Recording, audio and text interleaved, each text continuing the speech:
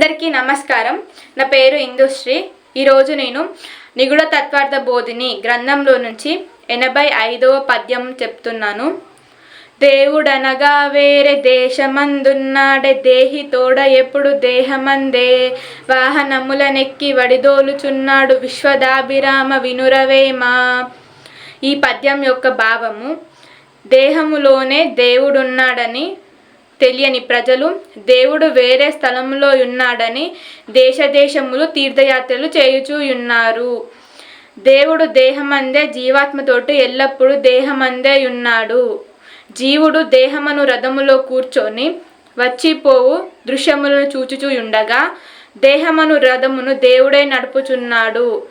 దేహమును కదులుటకు దేవుడే కారణమై ఉండగా జీవుడు మాత్రము ఏ కార్యములు చేయక అనుభవములను మాత్రము అనుభవించుచు ఉన్నాడు.